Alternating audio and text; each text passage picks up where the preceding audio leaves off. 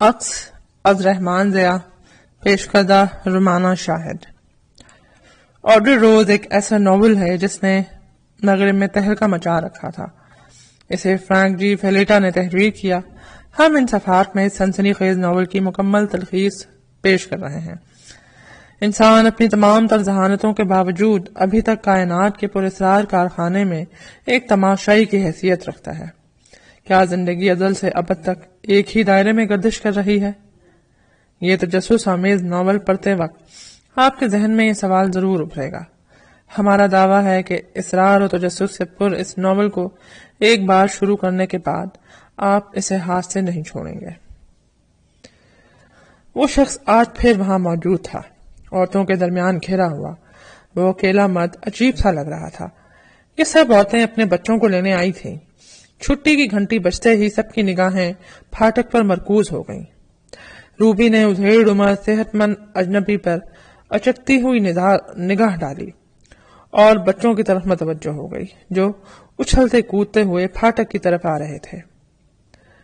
وقت کتنی جلدی گزر جاتا ہے، اس نے سوچا۔ کبھی میں بھی بستہ سنبھالے اسکول سے باہر نکلتی تھی اور اپنی ممی سے لپٹ جاتی تھی۔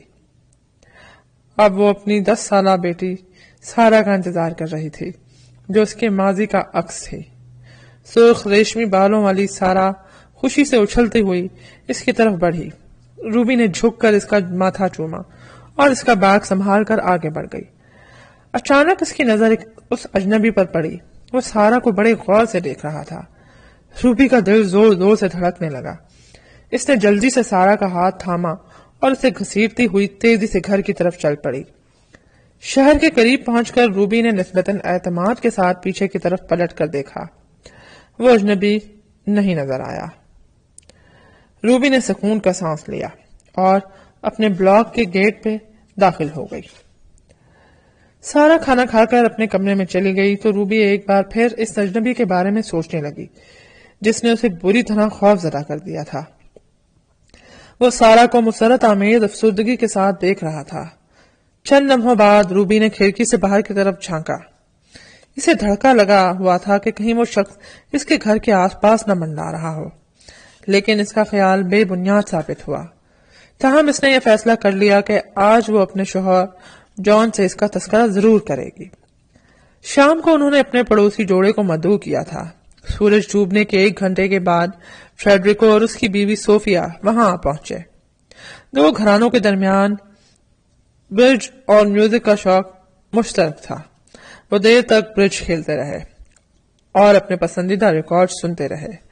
سارا اپنے کمرے میں سو رہی تھی، لیکن شاید ان کے کہکہوں کی گونج سے اس کی آنکھ کھل گئی اور وہ نیچے چلی آئی تھی۔ ممی، میرے سر میں درد ہو رہا ہے، اس نے روبی سے لپٹتے ہوئے کہا۔ اچھا چلو، میں تمہیں دوا دیتی ہوں، اس کے بعد تم سو جانا۔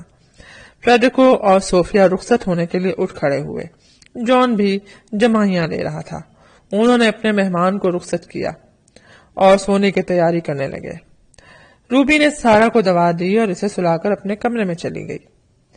اس کی شادی کو 11 برس ہو چکے تھے اور اس نے یہ عرصہ بہت سکون سے گزارا تھا، لیکن آج اس کے ذہن پر ایک انجانے خوف کا احساس چھایا ہوا تھا۔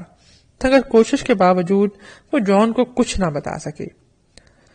صبح خنک مگر روشن تھی۔ سارا کو روز آنا اسکول چھوڑنے کی ذمہ داری جان کی تھی، لیکن آج سارا اسکول نہیں جا رہی تھی کیونکہ اس کے سر میں بدستور درد ہو رہا تھا۔ جان نے کھلی فضا میں پہنچ کر 1-2 گہرے سانس لیے اور سینٹرل پارک کی طرف مڑ گیا۔ دفتر پہنچنے کے لیے اس کے پاس ابھی خاصا وقت تھا۔ پارک میں داخل ہوتے وقت جان نے نظر اٹھا کر سارا کے اسکول کی سمت دیکھا اور سوچا آج بھی وہ اجنبی اسکول کے پھاٹک پر کھڑا ہوگا۔ اس نے پہلی بار اس اجنبی کی موجودگی اور ایک ماہ پہلے محسوس کی تھی۔ پھر اسے شبہ ہونے لگا کہ وہ اس کا تعاقب بھی کرتا ہے۔ وہ اسے یکے بعد دیگرے مختلف مقامات پر اپنے ارد گرد منڈلاتا نظر آیا۔ اگر وہ کوئی سرکاری جاسوس تھا تو اسے کوئی ڈر نہیں تھا کیونکہ اس نے ہمیشہ ایک پرامن اور قانون پسند شہری کی حیثیت سے زندگی بسر کی ہے، لیکن اگر وہ کوئی اچکا تھا تو جان کو اس سے محتاط رہنے کی ضرورت تھی۔ پھر ایک روز وہ اپنے دفتر میں پہنچا۔ تو اسے اپنی میز پر ایک لفافہ نظر آیا. لفافے پر اس کا نام لکھا ہوا تھا. جان نے لفافہ کھولا تو اس کے اندر اپنی ایک تصویر نظر آئی. اس کے ساتھ ہی پرسنل ڈائریکٹر ٹیڈ کی یہ تحریر بھی تھی. میں تمہارے قواعد کے ساتھ یہ تصویر رکھنا بھول گیا تھا. معذرت. جان کو حیرت ہوئی. اس نے فون پر ٹیڈ سے رابطہ کیا. تم نے یہ تصویر کیوں بھیجی ہے؟ اس نے پوچھا. کیا مطلب؟ ٹیڈ نے حیرانی سے کہا. کیا تمہیں یہ نہیں معلوم کہ ہم ذاتی حالات کے ساتھ تصویر بھی بھیجتے ہیں؟ میرے ذاتی حالات جاننے کی ضرورت کسے محسوس ہو رہی ہے؟ جان نے پوچھا. یہ تو تمہیں ہی معلوم ہوگا، ٹیڈ نے جواب دیا. آج صبح اس سلسلے میں تم ہی نے تو مجھے فون کیا تھا. میں نے فون کیا تھا؟ جان کا لہجہ بلند ہو گیا. کب؟ عجب غائب دماغ آدمی ہو، ٹیڈ نے ہنستے ہوئے جواب دیا. تم نے آج صبح 9 بجے فون کیا تھا اور میں نے تمہاری ہدایت کے مطابق تمہارے قواعد پر مشتمل کاغذات تمہارے سیکریٹری کی دراز میں رکھوا دیے تھے. ٹھیک ہے، مجھے یاد آ گیا، جان نے پھنسی پھنسی آواز میں کہا اور فون بند کر دیا. چند لمحے کے لیے اس کا ذہن چکرا کر رہ گیا اور وہ بے حس و حرکت کرسی کی پشت پر سر ٹکائے چھت کو گھورتا رہا. کوئی شخص بڑی عیاری سے اس کے بارے میں معلومات اکٹھا کر رہا تھا. اسے معلوم تھا کہ جان کی سیکریٹری 9:30 بجے آتی ہے اور اس کے پہنچنے سے پہلے ہی وہ کاغذ اڑا سکتا ہے. اس واقعے کے ایک ہفتے بعد وہ اجنبی پہلی بار اسے سارا کے اسکول کے سامنے منڈلاتا نظر آیا. پھاٹک کے سامنے پہنچ کر جان نے سارا کا ماتھا چوما اور اسے رخصت کر کے آگے بڑھا تو اس کی نظر پر اسرار اجنبی پر پڑی. وہ غیر ارادی طور پر اس کے پاس پہنچ گیا. ہیلو مسٹر، میرا نام جان ہے، اس نے پورے اعتماد لہجے میں کہا. شاید تم مجھ سے ملنا پسند کرو. مجھے؟ میں اس وقت کچھ نہیں کہہ سکتا. ہاں مگر شاید، اجنبی نے گھبرائے ہوئے لہجے میں کہا اور اپنا جملہ مکمل کیے بغیر تیزی سے مخالف سمت میں بڑھ گیا. اس کے بعد وہ جان کو روزانہ اسکول کے سامنے نظر آنے لگا. اب اسے یقین ہو گیا کہ وہ سارا اس کی توجہ کا مرکز بن چکے ہیں. اس کی غیر معمولی اور پراسرار حرکات اور سکنات کا سبب جان کی سمجھ میں نہ آیا تو ایک دن اس نے تنگ آ کر پولیس سے رابطہ کیا. پولیس سارجنٹ نے اس کی روداد بھری پوری توجہ سے سنی اور نرم لہجے میں کہا. تمہارے بیان کے مطابق اس نے تمہیں کبھی کوئی نقصان پہنچانے یا تم پر حملہ کرنے کی کوشش نہیں کی. اس صورت میں پولیس اس کے خلاف کوئی اقدام نہیں کر سکتی. اور آج سارا کے سر میں درد تھا، اس لیے وہ اسکول نہیں گئی تھی. پھر اگلے 2 دن ہفتہ واری چھٹی کے تھے، چنانچہ کم از کم یہ 3 دن تو سکون سے گزر سکتے تھے. جان پارک سے نکل کر سڑک پر آیا تو وہ پہلے سے کہیں زیادہ پر اعتماد تھا. اس نے زیر لب مسکراتے ہوئے سوچا، یہ بہت اچھی بات ہے کہ روبی ان حالات سے نا علم ہے، ورنہ اس کا ذہنی سکون بھی غارت ہو جاتا. 10 بجے تھے. روبی سارا کے ساتھ کھیل میں مگن تھی کہ فون کی گھنٹی نے اسے اپنی طرف متوجہ کیا. ہیلو، اس نے ریسیور کان سے لگاتے ہوئے کہا. چند لمحوں تک دوسری طرف سے کوئی آواز نہ آئی. پھر ایک اجنبی مردانہ آواز اس کی سماعت سے ٹکرائی. وہ ٹھیک ہے نا؟ روبی نے ایک جھٹکے سے ریسیور کریڈل پر رکھ دیا. یقیناً یہ وہی شخص تھا. روبی نے دھڑکتے دل سے سوچا، لیکن ہمارا نمبر ٹیلی فون ڈائریکٹری میں نہیں ہے، پھر اسے اس کا علم کیسے ہوا؟ وہ انجانے خوف سے کانپ اٹھی. اوہ ممی، اب آپ بھی جائیں. اچانک سارا نے اسے پکارا. وہ خود کو سنبھالتی ہوئی اس کے پاس چلی گئی. کس کا فون تھا؟ سارا نے معصومیت سے پوچھا. اس سے پہلے کہ روبی کوئی جواب دیتی فون کی گھنٹی ایک بار پھر بج اٹھی. روبی، میں نے ابھی تم سے بات کرنے کی کوشش کی تھی. اسے جان کی آواز سنائی دی، لیکن نمبر انگیج تھا. تم نے کوئی غلط نمبر ملا لیا ہوگا، ورنہ مجھے گھنٹی کی آواز ضرور سنائی دیتی. روبی نے اطمینان سے جھوٹ بولا. خیر کوئی بات نہیں. جان بے فکری سے ہنسا. ہماری شہزادی کا کیا حال ہے؟ وہ بالکل ٹھیک ہے، روبی نے کنکھیوں سے سارا کی طرف دیکھتے ہوئے کہا. آج شام کو کیا پروگرام ہے؟ پروگرام؟ میں آج جلدی آ جاؤں گا، تم فیڈریکو اور صوفیہ کو ڈنر پہ بلا لو۔ اچھا، میں انہیں فون کرتی ہوں، روبی نے کہا۔ اسی لمحے دوسرے فون کی گھنٹی بجنے لگی۔ یقیناً یہ وہی شخص ہے، روبی نے بے اختیار سوچا، اور دل ہی دل میں دعا مانگنے لگی کہ جان فوراً اپنی گفتگو کا سلسلہ منقطع کر دے۔ اچھا جان، کوئی خاص بات؟ اس نے گھبراتے ہوئے لہجے میں کہا۔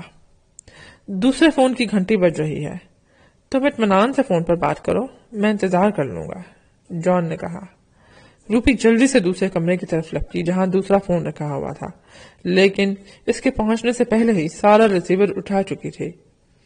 میں بالکل ٹھیک ہوں، شکریہ، اچھا، گڈ بائے۔ سارا نے ریسیور کریڈل پر رکھا اور مسکراتے ہوئے مڑی۔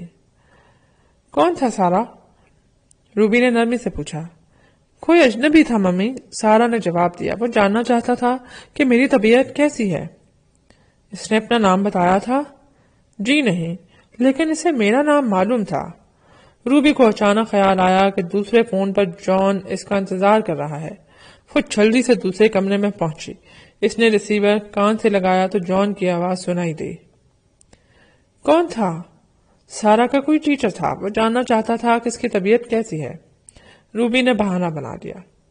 جان سے گفتگو کرنے کے بعد روبی نے سارا کو دودھ پلایا اور اسے آرام کے لیے اس کے کمرے میں بھیج دیا۔ اس نے اب تک جان سے پراسرار اجنبی کا ذکر نہیں کیا تھا، اس خیال سے کہ جان پریشان ہو جائے گا۔ شام کو گھر واپس آتے ہوئے جان خریداری کرنے کے لیے ایک سپر اسٹور میں گیا تو اسے احساس ہوا کہ وہ اجنبی بھی اس کے پاس منڈلا رہا ہے۔ جان اپنی ٹرالی چھوڑ کر اس کی سمت لپکا، لیکن بھیڑ کے باعث وہ اس تک نہ پہنچ سکا۔ وہ اجنبی پراسرار طور پر غائب ہو چکا تھا۔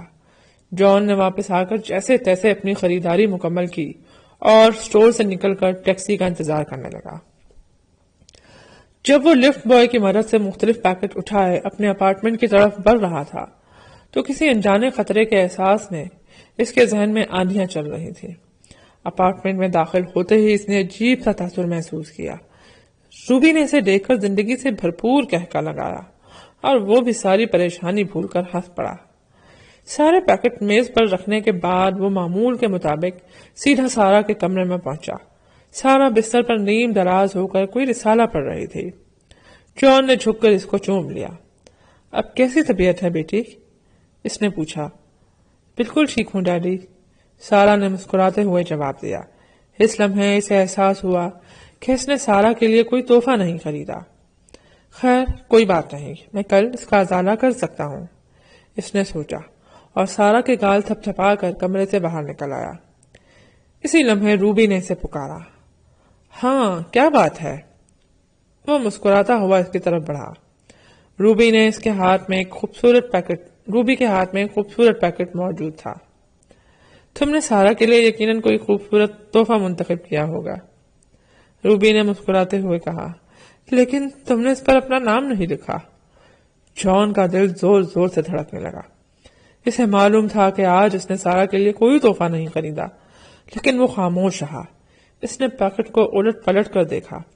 اس پر چسپاں کارڈ پر سیاہ روشنائی سے لکھا تھا، صحت یابی کی دعاؤں کے ساتھ۔ روبی پیکٹ لے کر سارا کے کمرے کی طرف بڑھ گئی۔ جان اپنا سر پکڑ کر بیٹھ گیا۔ اب وہ یہ سمجھ چکا تھا کہ اس اجنبی نے اپنے تحفے کا پیکٹ اس کے سامان میں اس وقت شامل کیا تھا جب وہ ٹیکسی کی تلاش میں سپر اسٹور سے باہر نکلا تھا۔ آخر یہ شخص چاہتا کیا ہے؟ جان سوچتا رہا۔ اس نے یہ پراسرار انداز کیوں اختیار کر رکھا ہے؟ لیکن اس سوال کا اس کے پاس کوئی جواب نہ تھا۔ فریڈریکو اور صوفیہ برج کھیل کر رخصت ہوئے تو جان اور روبی اپنے کمرے میں چلے گئے۔ جان بے چینی سے بستر پر کروٹیں بدلتا رہا۔ جانے کیوں روبی کو یہ احساس ہو گیا تھا کہ سارا کا تحفہ جان نے نہیں خریدا تھا۔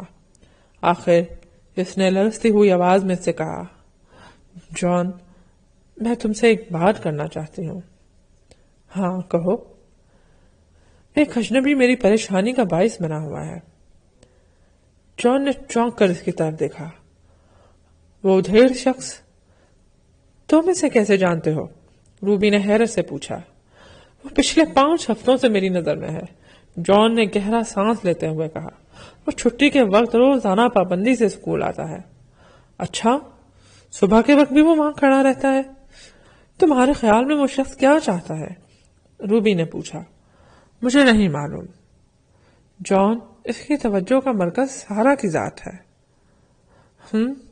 تم یہ کیسے کہہ سکتی ہو؟ اس نے فون کیا تھا، اس نے سارا سے پوچھا تھا کہ تمہاری طبیعت کیسی ہے، لیکن تم نے تو مجھے یہ بتایا تھا کہ فون سارا کے کسی ٹیچر کا تھا۔ ہاں، میں نے تم سے جھوٹ بولا تھا۔ جان، آخر وہ کیا چاہتا ہے؟ میں اب تک کوئی اندازہ قائم نہیں کر سکا۔ جان نے اعتراف کیا۔ کیوں نہ ہم پولیس سے رابطہ کریں؟ پولیس والوں کا کہنا ہے کہ وہ صرف شبے کی بنیاد پر اس کے خلاف کچھ نہیں کر سکتے۔ خدایا، روبی روحان سے ہو گئی۔ یہ شخص تو ہمارے اعصاب پر مسلط ہو گیا ہے۔ تم بلا وجہ پریشان نہ ہو، جان نے اس کا ہاتھ تھپکتے ہوئے کہا۔ جو ہوگا دیکھا جائے گا۔